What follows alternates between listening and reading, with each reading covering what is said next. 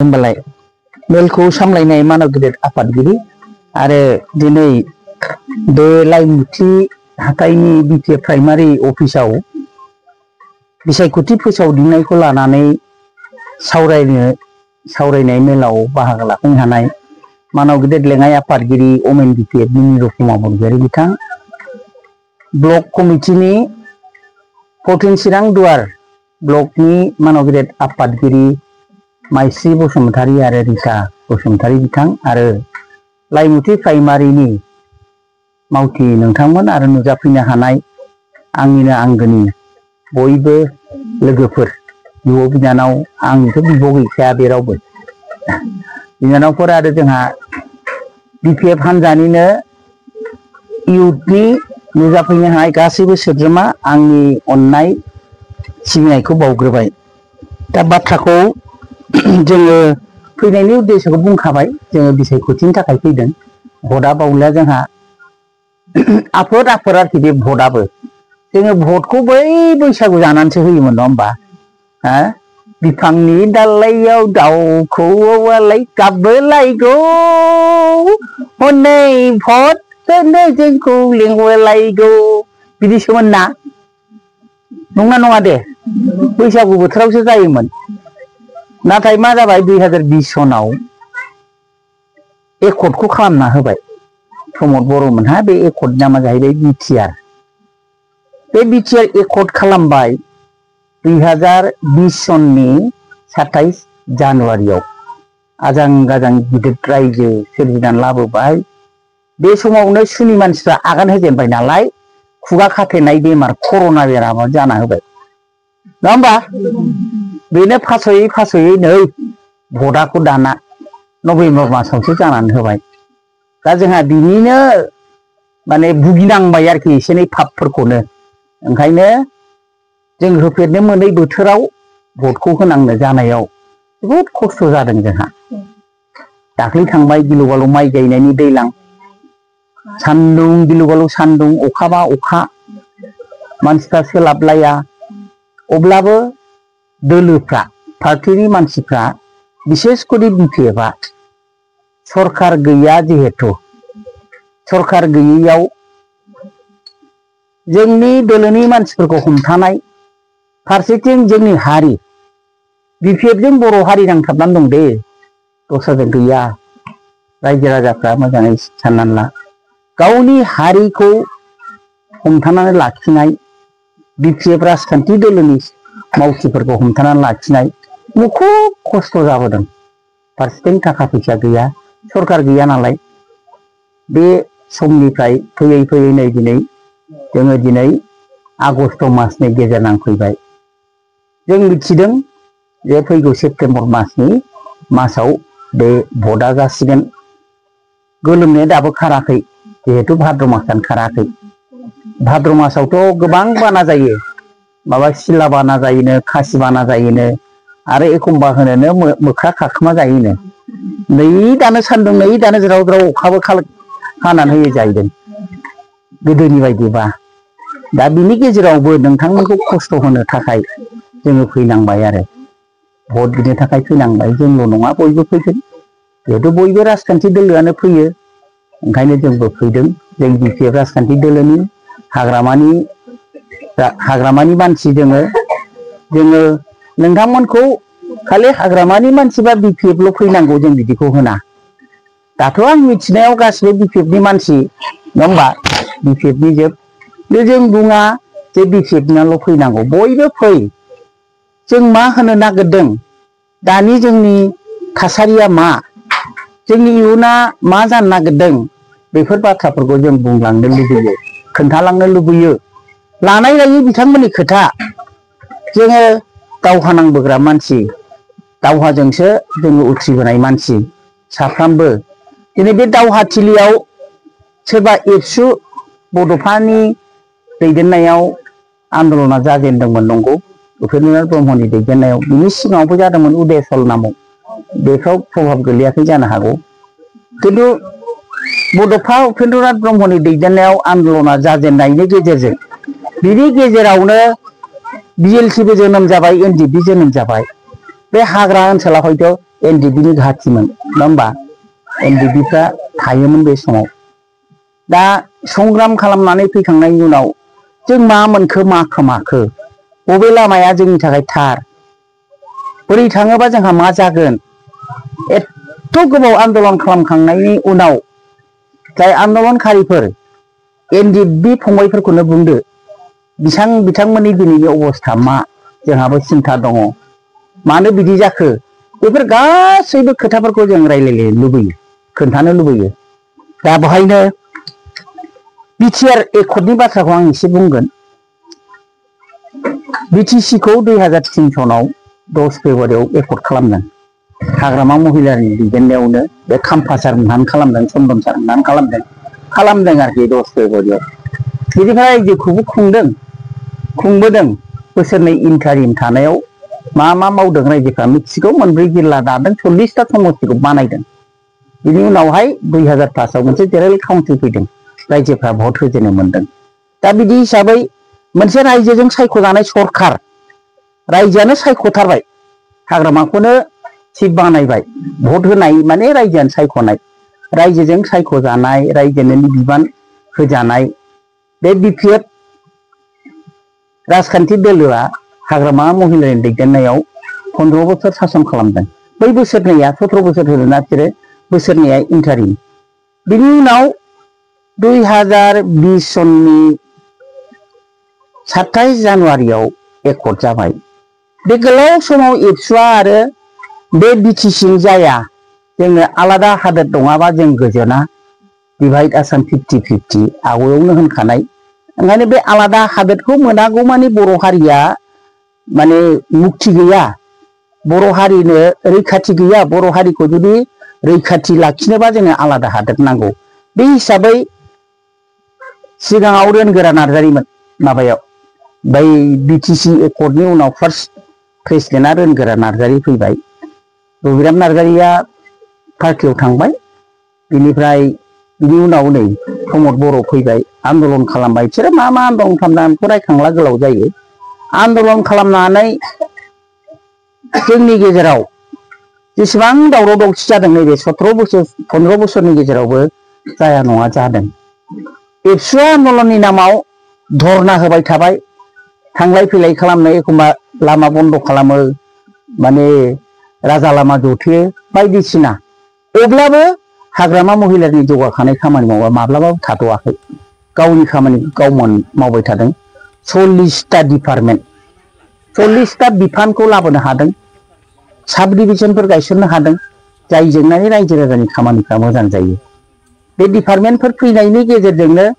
जोंहा जे खामानि मावनायनि अफिस फैब्ला सुजुग सुबिदा बेखौ जों मोनबोदों बिनिफ्राय एकर्डआव थाखानाय बायदि बे ओनसोलाव थानाय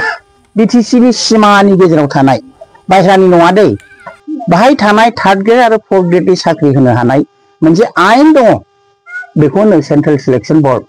CSB बेखौ दाफुंनायनि गेजेरजों जथेस्थ जोंनि रायजो राजाफोरनो हानायखिनिखौ बै समाव फिसाबाबो साख्रि होनो हादों बेनिफ्राय बिटिसि सुक्तियाव हाग्रामा महिलारिया गोख्रोङै बुंदों जे बिएलटिफोरनि मोनफ्रोमबो केसखौ उथायाबा जेनेरेल एमनेस्टिनि गेजेरजों जुदि उथाया आं सहि होआ सासेनिबो केस बाखि थायाखै ओंखायनो बै सुक्तियावनो हाग्रामा महिलारिया बिएलटिआव थानाय आरो भलन्टियार फर्सआव माखासे थानाय बिसोरनि केसफोरखौ साफा उथायखाजोबदों जायनि थाखाय बिएलटिफ्रा रावहाबो केस थायाखै कर्ट कासारि खारनाङाखै दिनै नुबाय एनडिएफबिआबो गावसिनि संग्रामखौ खालामबाय थादों नैबे हाग्रामानि सरखारनि समाव संग्राम खालामबाय थानायाव बाहाय मा जादों पुलिसा एनडिएफबिखौ नागिरनानै थाङो एबसुखौ नागिराखै दे एबसुजों पुलिसासो एस्कर्ट थाखाफाखायोमोन एबसुफ्रा मालाय पुलिस एस्कर्ट लानानैसो आन्दोलनखौ खालामदों खिन्थु एनडिएफबिखौ नागिरथारदोंना दा एनडिएफबिखौ नागिरनानै नंनाय नङै बहाबा एनकाउन्टार खालामबाय दाय गैयि मानसिखौ बुनानै थांदों गावथारलांदों नङा होमबा जादोंना जायाखै दे जादों सोरनिबा न'आव ओंखाम जाफैदों एनडिएफबिफ्रा जों जाहोनो गोसो गैया अब्लाबोथ' फैदों फैनानै संख्रि बानलुजों जानानै थांदों उदैल' बुंथों जों सानदों आय' मेंनानै फैदों जालांथोंसै दे फारसेथिं खोनाबानो पुलिसा फैनानै बे न'खौ बुख्रुबफैदोंना बुख्रुबफैयाखै बुख्रुबफैदोंना बुख्रुबफैयाखै बुख्रुबदों सोरखौबा सोरबा खानानैबो लांदों होमबा दिनै फेरेंगाया बोरै बुंनो हायो जे 17 बोसोराव हाग्रामाया असान्ति खालामदोंमोन 17 बोसोराव हाग्रामानि सरखार समाव असान्ति जादोंमोन होननानै बोरै प्रमद बर'आ बुंबाय थायो असान्ति खालामग्राफ्रा सोरमोन जों दिनै खुगा खेवनानै हारसाफोरनि सिगाङाव बुंनो हाया गावजों गाव दाय होलायनाय जागोन जों फेरेंगानि खोथाखौ बुङोब्ला प्रमद बर'नि खोथाखौ बुङोबा जों रन्जन दैमारिखौ नासयनाय जागोन मानो होनोबा एनडिएफबि माखासेफ्रानो बेवहाय दंफाखायो जों एनडिएफबिफ्रा बर' फिसा जेबो संग्राम खालामदों नंगौ मोनसे समाव बिएलटिजों एनडिएफबिजों गिलु बालु दावहा जालायदोंमोन बर'जों बर'नो ओरै सा ओनसोलनि खोला ओनसोलनि नाथाय जों बिथांखौ नासयनो हाया हाग्रामायानोथ' लुबैदोंमोन एनडिएफबिआबो फैनांसिगौ सुक्तिया जानांसिगौ बिदि हिसाबै सुक्तिखौ बे माने एनडिएफबिफोरजोंबो सुक्ति खालामनांगौ रायलायबाय थानायावनो एनडिएफबिजों सुक्ति जानांगौआवनो प्रमद बर'आ बारस'नानै बिटिआर सुक्तिखौ खालामबाय जे सुक्तियाव एनडिएफबिफोरखौ सासेबो गनांगौनि बाथ्राखौ बुङासै गिलु बालु खामानि मावनायाव जेल जानाय दङ गिदिर गिदिर केस दङ थाखागोन नाथाय बेखौ आन्दलननि एकर्ड खालामनायाव बेखौ फोजोबनानै लाबोनांगौमोन बेखौ लाबोआखिसै जों दिनै बेफोर खोथाखौ हसि हसि रायजो राजा आइ आफानो बुंनो हाया मानोना जों माखासे खोथाखौ बुङोब्ला नायदावनानै मुजुनानै गावनि बिखायाव गोग्लैनाय जायो खारन बिसोरबो संग्राम खालामदों गोरोन्थिया एनडिएफबिनाव थादों होननानैसो जों बुंनांसिगोन सुक्तिनि समाव बहा दंमोन बे फेरेंगामोनहा जेरै जों हाग्रामा महिलारिखौ एथ' गाज्रि गाज्रि खोथा बुङो दख'ना गानहोनो आसान गानहोनो होनो नुगै सुगै रावजों दिनै निन्दा होयो लिडारजों लिडारनो दा बे बेलायाव दुखुनांथावै बे बिटिआर सुक्तियाव जेबो गैया एनडिएफबिफोरखौ गहोजोबनाय थायोब्लाबो मोनसेमोन जेबो गैया एखेबारे जोंनि मोनखानाय गोहोफोरखौसो लांबाय बिटिआर सुक्तियाव जेबो गोहो गैयै आयेन गैया किन्तु बिटिसिआ आयेनजों दाजानाय बिटिसिखौ पार्लियामेन्टजों रायजो सभायावबो लकसभायावबो पास जानानै प्रेसिडेन्टनि सहि मोननानै बेखौ आयेनाव बानायनानै लाबोखानाय गिलु बालु गिदिर आयेन बे बिटिसि सुक्तिनि आयेनजोंनो जोङो बर' हारिखौ जौगाखांहोनो हायो आरो जों सानसे नङा सानसे बेजोंनो आलादा रायजोखौ मोनहैनो हानाय बे बिटिसि सुक्तियाव दङ दिनै बिटिआरखौ लाबोबाय जेबो गैया एनडिएफबिफोरखौबो रावखौबो सख'नो हायाखिसै खालि मा लाबोबाय बिसोरो बिटिआर सुक्तिनि नामाव जोंनि गेजेराव गन्डगल खालामनानै गावसोर सासननि गादियाव जिरायनो दिनै बे बिटिआर सुक्तियाव जेबो गैयैखायनो कट बजरा बायदियाव आदानिनो हा होनो हानो नागिरदों आदानिनो हा होनो नागिरनाया नुवाखैबा हासिबजों होसो दानाय दिनै दिलीप शइकिया बिजेपिनि प्रेसिडेन्ट जोंनि थाखानाय गोहोखौ tribal belt and block tribal belt ब्लकआ ट्राइबेलफोरनि हा बियो बहाय रावहाबो अधिकार गैया आरो बिटिसि जायोना 6 शिड्युल होनबाथाय बे हानि मोनथाय गोहोआ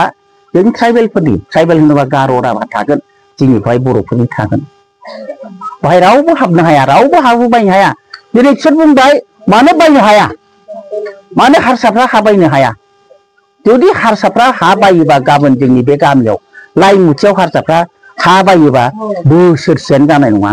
बोसोरसे समखौनो नांनाय नङा लोब लोब गुबुन हारिफ्रा थाफैगोन जेरै टाउनाव थादों टाउनावथ' बर'नि गोजामोन दिनै बर'आ दासो हाबसिन हैदों साख्रि बाख्रि जानानै बिटिसि जाखांनायनि उनावसो बर'फ्रा लोब लोब थाहैदों जेब्ला जों कलेजाव फरायदोंमोन जों देरफुनाय सममोन क'क्राझार टाउनावथ' बर'आनो गैयामोन बे बिहारि मारवारि बाङालियानोमोन थेवबो माखासे एलेखायाव क'क्राझार टाउनावबो दिनै बै गौरां सेरथिं शान्तिनगर जेराव होनदों बेवहाय लोब लोब गुबुन हारिया जायगा लाफैबाय दा बे बिटिआरनाव मोनसे गोहो बिसोर सोसननानै लाबोदों नालाय हाग्रा हा फोथार हा गांसो जाग्रा हा दैनि बाला हा मा बेखौलायनो दानख'जोबनांगौनो जेबो आयेनानो गैया नालाय ओंखायनो दिनै बे बाथ्राखौ बुंनो हाबाय दिलीप शइकियाया बे दाया सोरनि जोंनि हाखौ सेनो नागिरबाय दिनै जेबो बुङाखिसै दुलाराय बर' फरायसाफोरा अथ'सो बे दिपेन बर'आनो थांनाय एमपिआव बे दिलीप सयखियाखौनो उदालगुरियावहाय बे उदालगुरियाव बिसोरनो बेनोनो भट होनांगौ होननानै हेलिकप्टार गाखोलायनानै बेनो भट होहोदों देरहाहोदों हारसा मानसिखौनो जों जुदि एबसुफ्रा इउपिपिएलआ जुदि भट बिनानै हैयामोनब्ला कंग्रेसजों बे जेनखायोमोन जों बेवहाय देरहानो हायाब्लाबो दा बेखौनो खालामाखिसै एकदम स' थांनानै भटखौ होबाय दिनै बिसोरजोंनो दिनै खिला जानो नागिरदों दुखुनांथाव दा बर्थमान निउसआव नायोब्ला गिथाव बाथाव बे जोंखौ आलाय सिलाय आरो खालामबावनो नागिरदों दिनै नांलायलायनाय बेफोरखौ लानानैनो सोरबा जुदि दिलीप सयखियानि हेंथायै खोथा बुंनायखौ दिलीप सयखियाखौ माने बिनि गोरोन्थिखौ बुंनानै जोंनि माखासे समाजखौ मोजां मोनग्रा हारि सिबियारि मानसिफ्रा बुंदोंबा दिपेन बर'खौ जुदि बुंदोंब्ला एबसुखौ जुदि बुंदोंबा एबसु मानसिनि थाखाय बुंदोंब्ला बिसिनि बुन्था सावो ससियेल मिडियायाव गाज्रि जायो दिनैनि समाव नाथाय हारिखौ बोरैहाय गाबथानानै लाखिगोन बिनि साननायखौ जों नुवाखिसै बाहायजानाय सोलिबाय आरो बेखिनियावनो आं बुंगोन जोंहा आसामनि चिफ मिनिस्टारा मा बुंदों दा भिजिटिसिखौ सिफायगोननो जेला भिजिटिसिनि माबानो सेक्रेटारि गायसनदों थखननो जों बुंखादों डेन्जार लामायाव थांगासिनो दङ भिजिटिसिहा सेक्रेटारि थाया पन्सायतआसो थायो जै सिफायबाय बे 6 सिडिउलनि आयेनाव पन्सायत गैया जोंनि बे गामिनि खुंनायखौ भिजिटिसिनि गेजेरजोंसो मावगोन आगोल मावाखै होनबा आगोल बथिं लामा नांगौ बहा मा नांगौ सोर गरिबनो मा होनांगौ सोरहा लोमजानायाव मा उसुबिदा जादों भिजिटिसि चेयारमेन नङा होनबा जोंहा मावदोंमोन आगोलाव बे नियम बियो बे जाहैबाय जोंनि 6 सिडिउलनि आयेनाव थाखानाय बिटिसि एकर्डनि फिथाइ दिनै बेखौबो धंस' खालामनो नागिरदों नायगार भट बिनायनि नामाव जाहाथे बर'फोरखौ खावसेथिं नारथ्रोनानै गुबुन हारिया जाहाथे बिजेपिनो भट होयो बिनि थाखाय बे कौशलखौ बाहायगासिनो दङ दिनै बे समावनो आरोबाव जोंहा रोंगो मोननानै एबसुनि आफादगिरि दिपेन बर' आरो बर' थुनलाइ आफाद बै माखासेफ्रा ओरैनो सायलागानसो थाफाग्रासो माखासे 16टा आफाद दं होननायफ्रा खिन्थु आसला दुलाराय बर' फरायसा आफाद दुलाराय बर' फरायसा आफादा दिनै इउपिपिएल आरो बिपिएफखौ ज' जानांगौ होनगासिनो नङा होमबा खौसे जानांगौनो खौसे जानो नागिरदोंलायनो खौसे जानो नागिरनायाबो मा खालि हाग्रामा सारखौल' रायो दाया हाग्रामा सारखौल' होनो जोंनि नुनायाव हाग्रामा सारखौ बेंनानै गलथायनो नागिरनाय बायदि जों नुदों खिन्थु जों बिदि जाहोनो हाया माब्लाबा जों जाहोनो हाया जों गाबथानांगोन दा हाग्रामा साराथ' थांनाय 2020आवनो लुबैदोंमोन जोङो मालाय हारिखौ लाबोनो जोङो ज' सरखार दानि बहाथो खालामखो बेखौ दसे उनाव बुंसिगोन आं बेनिफ्राय दिनै दुलाराय बर' फरायसा आफादा जे रल लादों बिसोरनि रल लानाया थिग नङा मामाया बेखौ बाहायदों मा फाप मावखो मा खामानि मावबोखो बे दिपेन बर' फरायसा आफादनि आफादगिरिया फंसेबो खोथा बे हिमन्त बिश्व शर्मानि खोथा दाननो हाया हिमन्त बिश्व शर्माया सख्रान्त खालामनानै बर'फोरखौ बोरै गावस्रा होनानै धंस' खालामनानै नैबे बिटिसि सासनखौ बिजेपिनाव लांनो हायो बे सोलोजों दिपेन बर'खौ बुंनो ज' जादों मा होननो नागिरदों नै बर'फ्रा ज' जानोसैनो हा इउपिपिएलजों बिपिएफजों ज' जानोसै बिपिएफआव बर'ल' गैया दङसे मोनसे जाथिजों मोनसे ओनसोलाव मालाबाबो राजखान्थि दोलो जानो हाया इउपिपिएलआवबो बर'ल' गैया बिसोरावबो जेसेबां जनगोष्ठी दङ बिटिसि ओनसोलाव थानाय बयबो दङ दिनै बिसोर मा होनगोन नै बर'फ्रा ज' जानोसैनो होमबा जों अना बर' जायफोर हारसा जायखौ जों होनो